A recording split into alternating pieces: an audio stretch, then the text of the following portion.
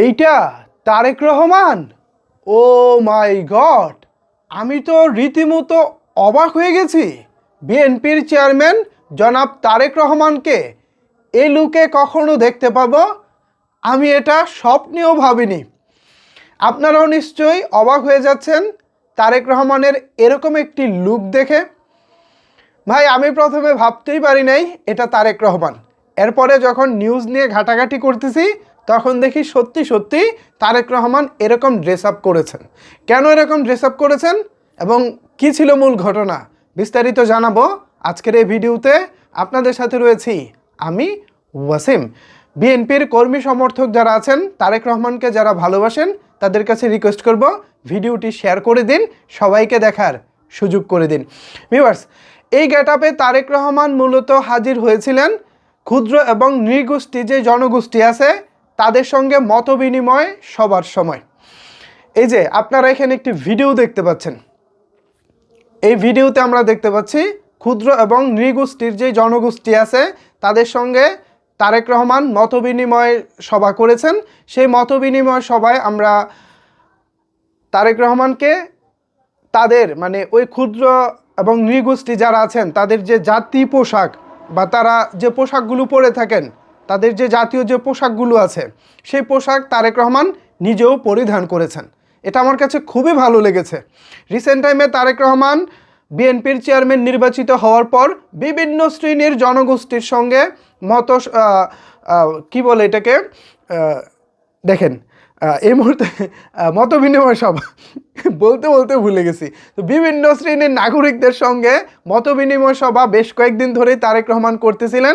তারই অংশ হিসেবে ক্ষুদ্র এবং নৃগোষ্ঠীর জাতির যে গোষ্ঠী আছে বাংলাদেশের, তো অসংখ্য উপজাতি এবং পাহাড়ি, চাকমা, মারমা, এরকম অনেক আছে। আমি যতটুকু জানি তাদের ব্যাপারে আমি খুব একটা ডিটেল জানি না, তবে সেই সব মানুষদের সঙ্গেও যে তারেক রহমান বসছেন, তাদের কথা মন দিয়ে শুনছেন এবং তাদের যেই ঐতিহ্যবাহী যে পোশাকগুলো আছে সেগুলো যে তারেক রহমান পরিধান করছেন, এটাতে কিন্তু একটি মেসেজ পরিষ্কার।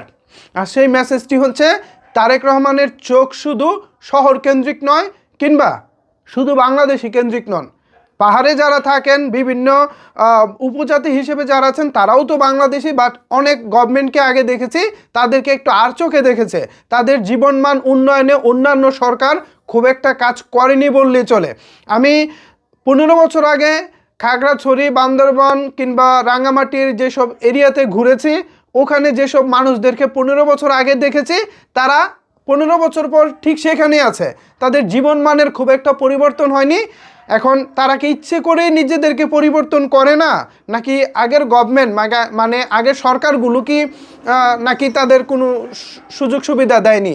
যে কোনো কিছু একটা হতে পারে। সো আমি এ ব্যাপারেও খুব একটা জানি না, যদি কেউ জেনে থাকেন একটু জানাবেন।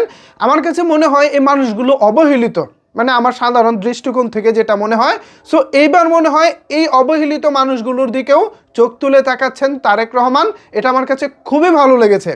বিএনপির চেয়ারম্যান তারেক রহমান হয়তোবা আগামী দিনে তিনি দেশের প্রধানমন্ত্রী হতে চলেছেন। সো একজন প্রধানমন্ত্রীর চোখ দিয়ে সারা বাংলাদেশের সবাইকেই দেখতে হয়, সবার দিকেই খেয়াল রাখতে হয়। তারই ধারাবাহিকতায় বিএনপির চেয়ারম্যান হওয়ার পর তারেক রহমান যেই মতবিনিময় সভাটি এবার করেছেন, এটা আমার খুবই ভালো লেগেছে।